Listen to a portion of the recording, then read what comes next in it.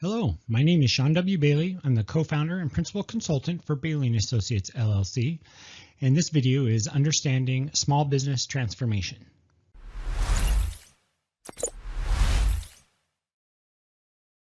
Today I'm going to start with a brief introduction to Bailey & Associates, followed by just a few minutes on the economic outlook for small businesses in 2023 and moving forward.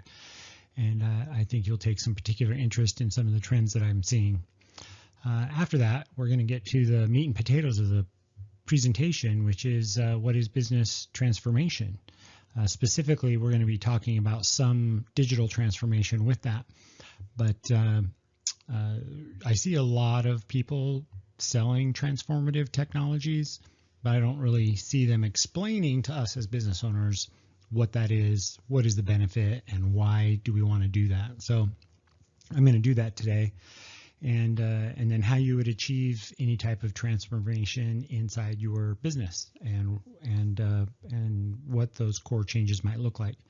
And then we're going to cover some modern work technologies that help really accelerate the adoption from experimentation all the way through transformation, so that you can get the benefit out of the investment that you're about to make.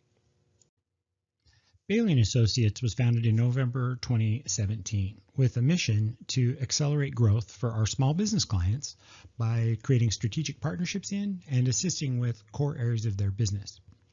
So from the very beginning, our goal was to help small businesses transform from maybe a traditional business model into a modern work environment, and using tools that help them be more efficient and more profitable.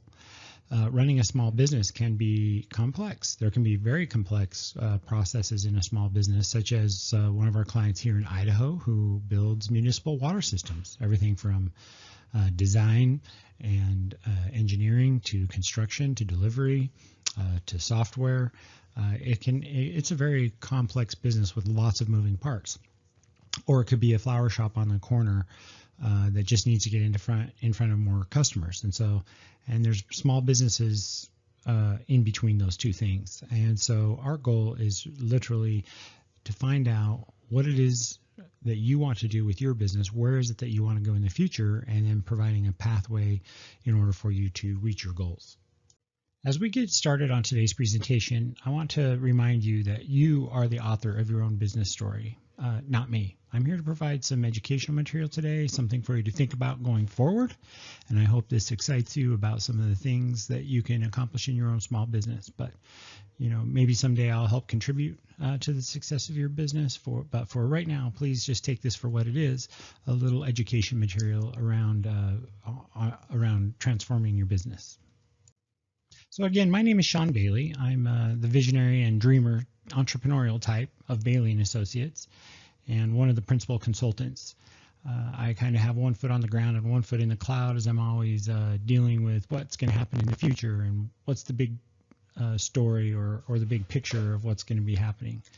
Shauna, my wife, she's my head reality checker, or my reality checking officer, you might say. She's the one who keeps the company grounded and makes sure that we're pushing towards goals that help us and help our customers.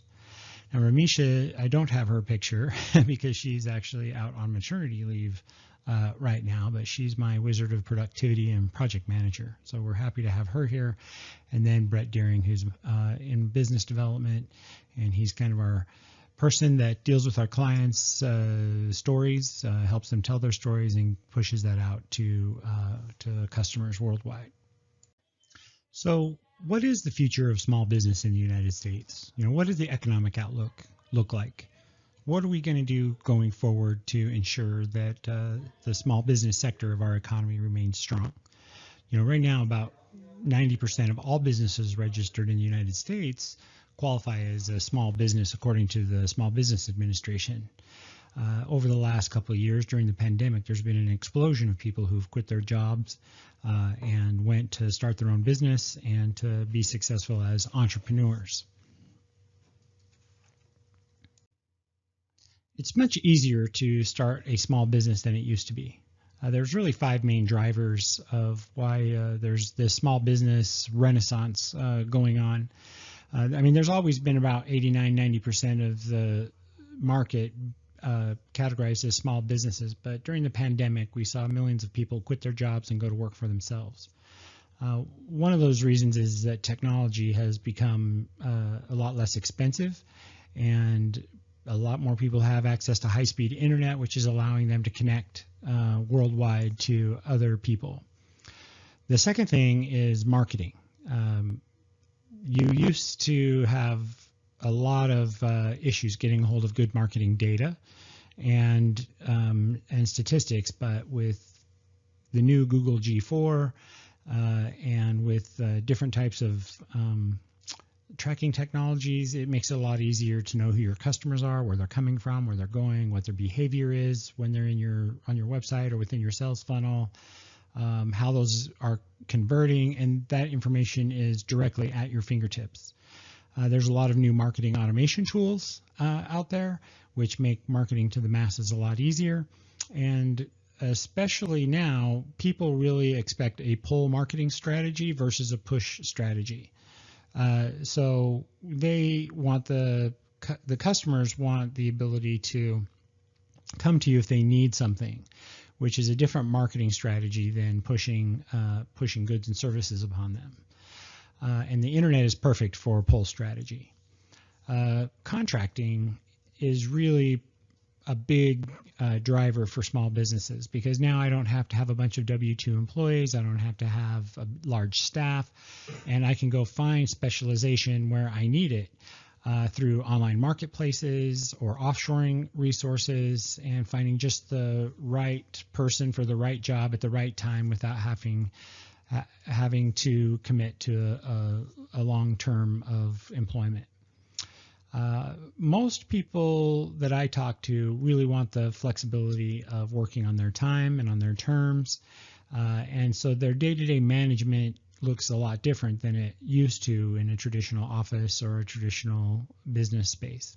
And so preferring to be able to work when they want to work and take time off when they need to go to family events and things like that has really been a driver for mental health and emotional health in terms of why people want to start their small businesses. And the last thing is being able to be directly productive and work directly with the customer. There's a lot less bureaucracy working from home, having your own business. You get to make your own decisions. You get to form stronger relationships that don't go through several departments before they get to you, and you can afford to have fewer customers because your overhead is lower, and the services that you provide can be really done over and over and over again because that's your specialization, or you can have fewer customers and provide a wider value or a wider selection of services. So what is a small business? Well, it really depends on industry, but the Small Business Administration qualifies about 89% of all registered businesses in the United States as a small business. So there must be another category of businesses which is kind of untracked and unknown to the government, which I call micro businesses. These are businesses that have 0 to maybe 5 employees, maybe up to 10 employees, do $1 million a year in business across all sorts of different verticals within the market. But micro businesses are the ones who really are the bread and butter of the United States economy. Half of all employees in the United States work for a small business, and there's 23 million businesses that have 0 employees altogether. So it's really important to understand that small businesses are really broken into 2 categories, the micro businesses and the small businesses. And what I'm really here to help with are micro businesses. That's really where my passion is, and I would like to see micro businesses be very successful going forward. Okay, so what are the external issues facing small businesses? These are issues that affect small businesses that we don't really have control over. But you can see here, topping the list is inflation and quality of labor. Those 2 things by themselves are small business killers. So we're going to be talking about how we overcome some of these issues going forward. But one of the things that's interesting about this survey is that none of the small businesses in this survey worried about competition from large businesses.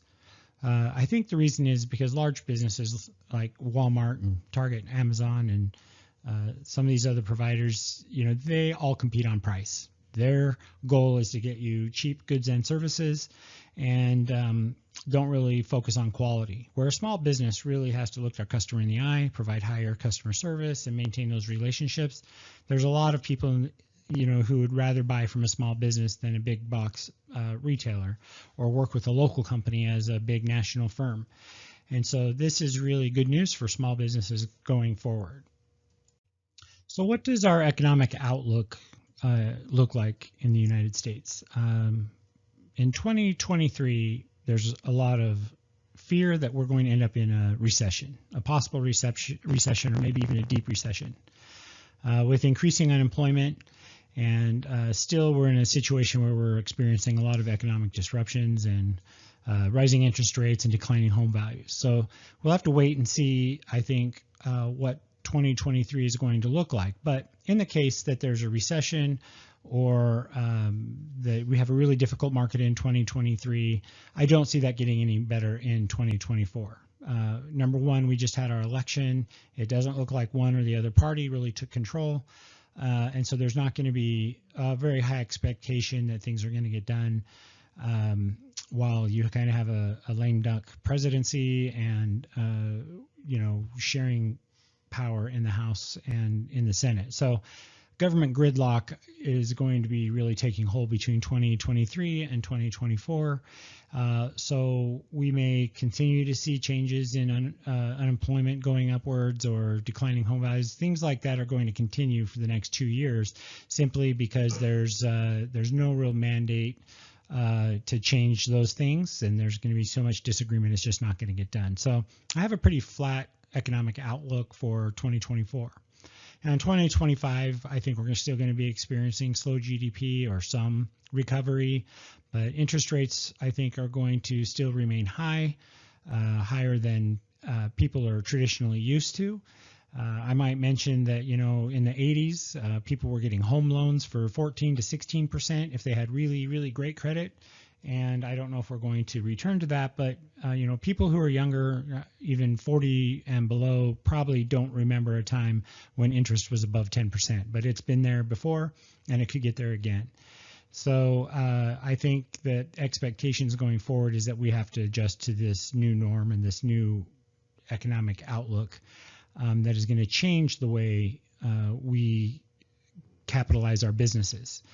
Emerging businesses and small businesses are going to have the advantage if we can do a better job of controlling our costs and becoming very efficient and moving forward, which is why I'm really talking about transforming your business now, is because through the next 2 to 3 years, you're going to have a huge advantage if you can maintain a low cost, that you can reduce your barriers to compete in the economy.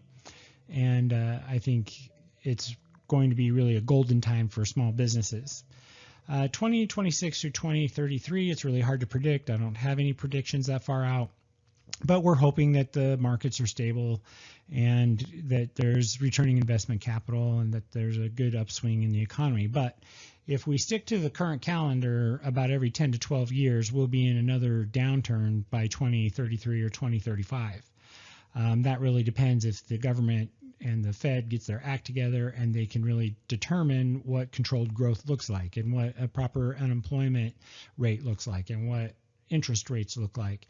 And right now there's just no leadership that's going to provide that. So we're going to have to take this on our own shoulders and make sure that at least over the next 2 to 3 years, we are very, very prepared financially and strategically to move our small businesses forward.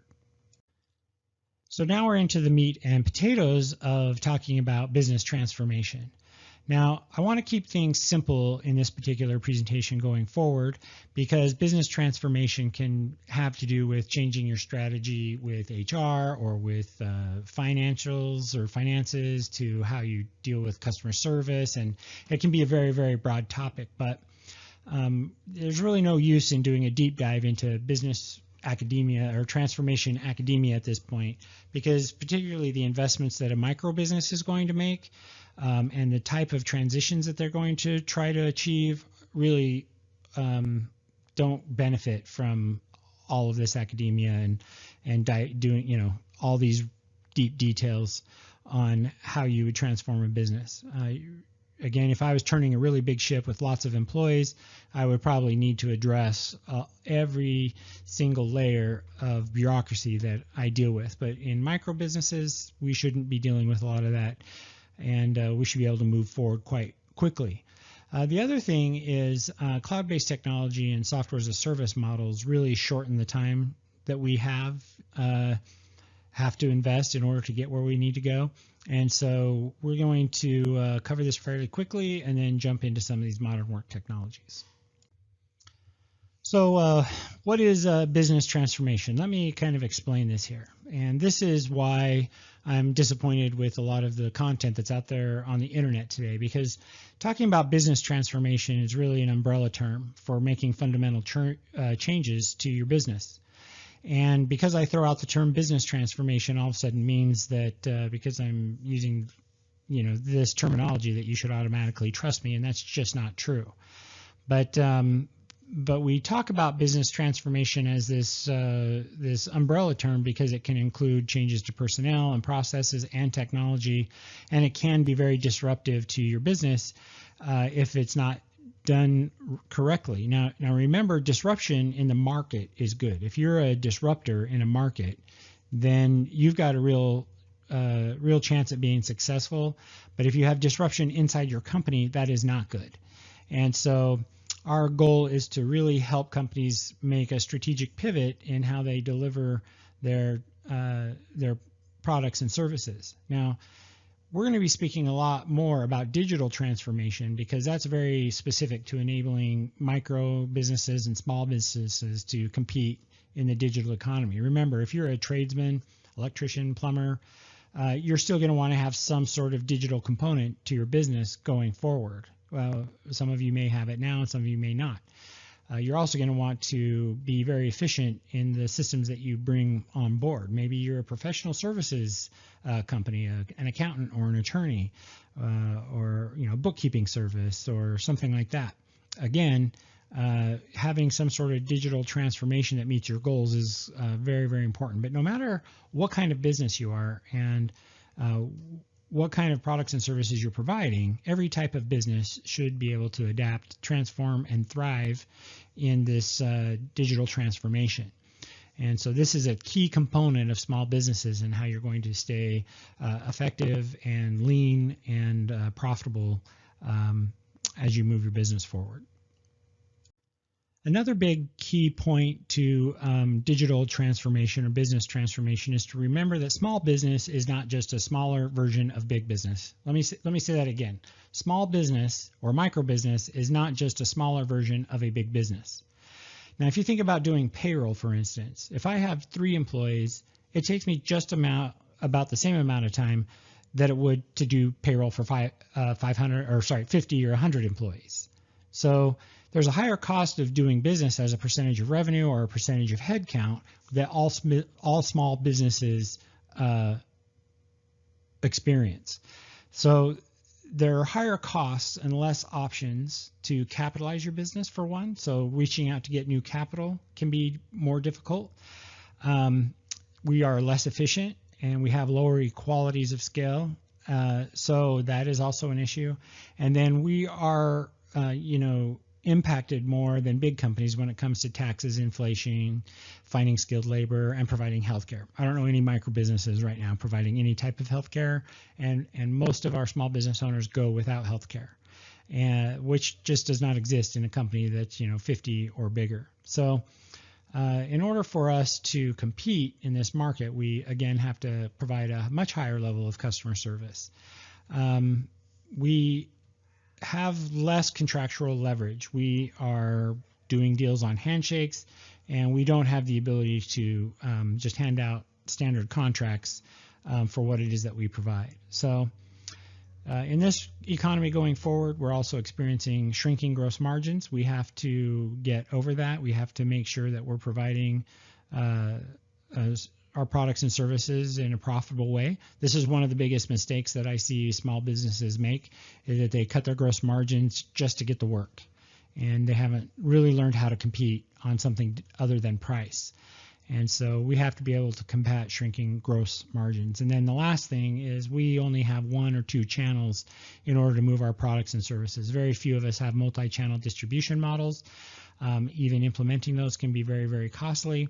And so, we are our own animal. We're not just smaller versions of big business. We have a lot more issues that we have to solve ourselves. Just because we're small, and running those small businesses have a much higher cost of administration in terms of percent of revenue or percent of headcount. So achieving business transformation is what we're going to talk about next. And the good news is that transforming your business or making wholesale changes to your business is not as difficult as it used to be. You no longer are required to engineer your solution from scratch. There's a lot of out-of-the-box solutions, software as a service solutions. There's a lot of CRM tools, ERP tools, specialized software, cloud services, and things like that that really reduce the time to implement some of these transformative changes. The key here is committing to the process early, learning to take action. I always say, you want to fail early and fail often, and you've probably heard that before, but that's the truth. You want to get in and make and fail as soon as possible so that you can learn from it and iterate on those lessons quickly. So there's really 3 steps to business transformation or digital transformation, and you always start off by experimenting with the e-business technology that you want to use, and then you integrate it into your daily activities and into your business, and then you use those newfound skills in order to transform your business and start creating new business lines, new products, and really capitalizing on what you've learned. Now, I've included the plan and running a baseline kind of before this, because right now I'm assuming that you have a business, and in order to really determine what transformation looks like in your business, you have to determine where you are at now and where you want to end up. And so that's really part of assessing what your financial situation is and your readiness for change, and doing some sort of SWOT analysis to figure out where your strengths and weaknesses are and where your opportunities and threats are and how you're going to gain that. But the most important part is really your gap analysis. What am I doing now, and where do I want to go? That's not always necessarily evident from what your customers are telling you. But that gap analysis is really, really important, so you know when you're starting and when you're finishing this process. Once you do that, then you really have to measure where you're at in your baseline, measure your KPIs or your productivity or your sales, or assess your customer and supplier relationships. But really, when you have a baseline and you know where you're starting from, that's going to really dictate where you're going to need to go. Now, as part of establishing your baseline, you also need to narrow what your product mix is and what you're selling and what you're going to try to achieve in your marketplace. And we'll talk about that more. That's really not part of this particular presentation, and we'll have to talk about that more. But you're going to want to narrow your focus and determine what you really do well and how you can capitalize on that. So once you have those 2 things done, then you can start to experiment and do some R&D to figure out which products and services are mature enough to be used in your organization, and choose what it is that you want to do based on the intended cost-benefit analysis. You definitely are going to share your vision with your team. Once you've established that, and you're going to provide lots of training, and you're going to focus on the high-value objectives that you want to deliver. And once you're up to speed, your team is working, and your new technology or your new products and services or your new processes internally are up and running, then you can use that whole team, all of your people and processes to move forward to create your cross-enterprise involvement, develop new business relationships and new income streams, and leverage intellectual capital in the marketplace. So I want to tell you what each one of these stages looks like internally, and how you might go about realizing where you're at in your transformation journey. So to understand experimentation, you may not have a digital strategy at all or a transformation strategy at all. Many companies don't even really have a written business strategy when we're talking about small and micro businesses. But definitely, there's no driver there linked to your business strategy. The whole point of the experimentation phase is really about the technological infrastructure and the software, and less about what it's going to do for you. For instance, do I have a website, and what goes on my website? Most of the time in version 1, you're just trying to get a website out because your competitors have a website out. But the role of information and what you do with that website is secondary to really getting the functionality working and getting that integrated into your processes. And so in your experimentation phase, you're really in more, this is really about R&D, what's available and how do I capitalize on this newfound technology is really the question that you're trying to answer. In the old days, doing business transformation, we used to identify where we were going, and then we had to build, several different revisions and figure out what actually worked before we actually moved into the integration phase. Where now there's a lot of transformative technologies that are available out of the box. So we try to limit your experimentation to researching what solutions are available and not building them from scratch. And so that's a big difference, and that's what allows us to get through the experimentation phase very, very quickly. So once you are leaving the experimentation phase, you'll know that because your digital strategy starts to come into play, it's starting to make sense, and it's really supporting your business strategy. But for most people, your digital strategy is really subservient to your business strategy. It's not really driving that strategy yet, but you're starting to get used to having these marketing tools available and the sales tools available and these enterprise resource planning tools available, and you're starting to use them inside of your business.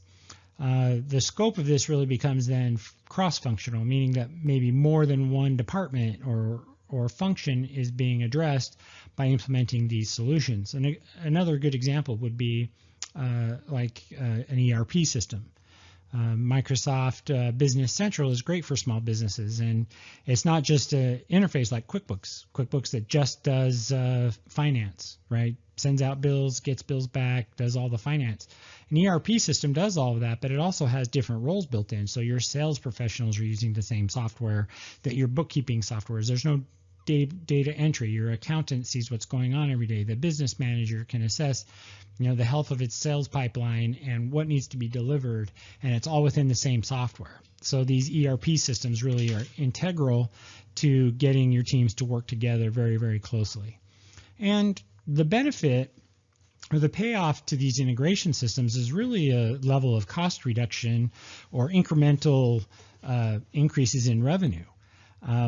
If you think about manufacturing, for instance, if I fix a tool along, if I improve a process in a particular tool along my assembly line, maybe I get a 20% increase off that particular process. Maybe this process takes an hour, and I figured out how to do it in a half hour. Well, that's a 50% increase for that particular tool, but across the whole manufacturing line, that might only contribute to about a 1.5 or maybe a 2.5% cost reduction or gain in efficiency. And so the integration phase is really important because you do have to have people who are watching the bottom line and watching what you spend. But this is where most businesses stop. They are really trying to support process efficiency, and they're using this new information to be more efficient, more cost effective. But you can only make so many gains in terms of incremental revenue and cost reduction moving forward. You really have to be able to grab the bull by the horns. And so the next thing is the transformation. So once you've really integrated into your system and you've achieved some of these cost reductions or cross-functional involvement, then you've got to go to the next level where your digital strategy really becomes a driver of your business strategy. And you're able to take your business from being, maybe I'm a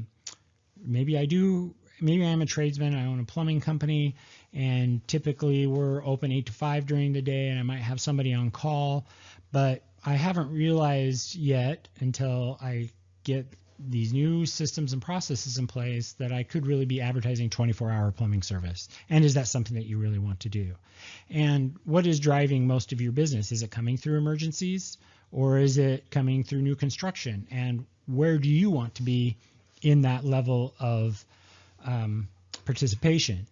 So the idea here is that when you're transforming your business, you're really building new revenue streams, new business lines, and creating much, much higher levels of customer satisfaction. And you're leveraging people and intellectual capital instead of working on your technology.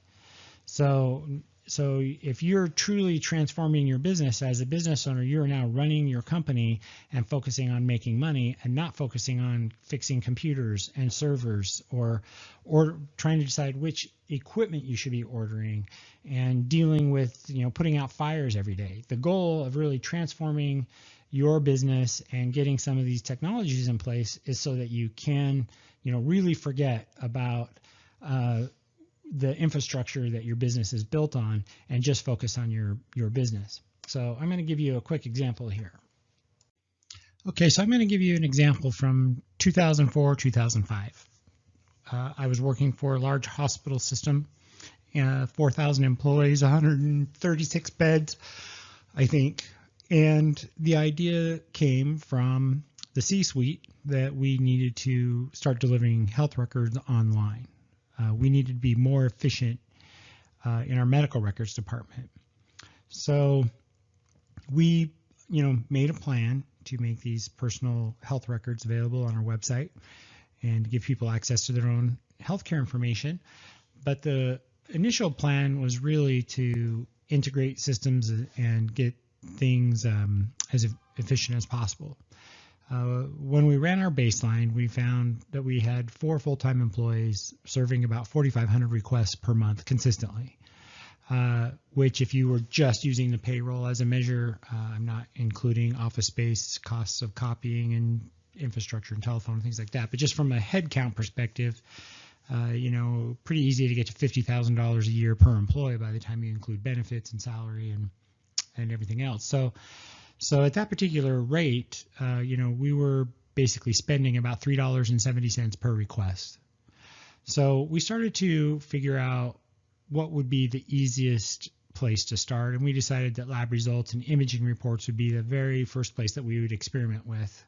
Number one, because lab results, even though they were coming from many, many different parts of the hospital system into this data warehouse, or we could pull them. These are all discrete values, something that was very easy to display online and build a tool around it. And same with the imaging reports, lots and lots, thousands and thousands of PDFs of reports that were going out to doctors and patients to explain their imaging results.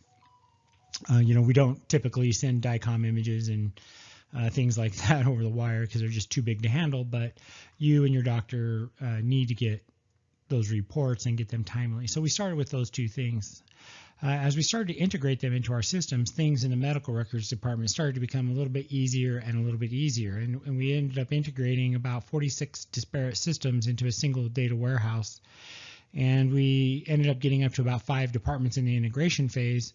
And it made everybody's life easier. So now we were able to cut some costs in the medical records department because it was a lot easier for personnel to just get online and go through the internal website to grab the data and send that along, as opposed to going and pulling a physical folder out of the medical records department, bringing the papers out, copying them, mailing them, so on and so forth.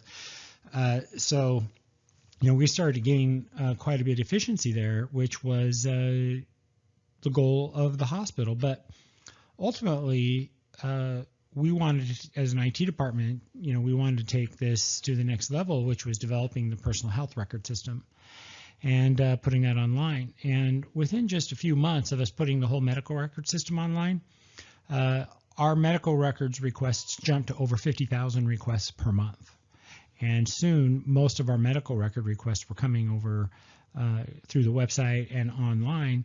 And we, saw a huge jump in the amount of requests we were able to fulfill. Not only that, but the medical records department was able to take 2.5 of those full-time employees and assign them to higher value functions within their department. I don't think anybody lost their jobs, but they started to do, other things, things that were more beneficial to the hospital.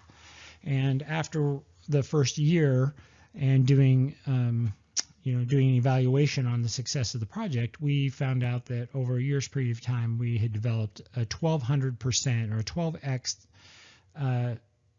gain in efficiency, the number of records that we were able to send with the number of headcount that we were able to provide.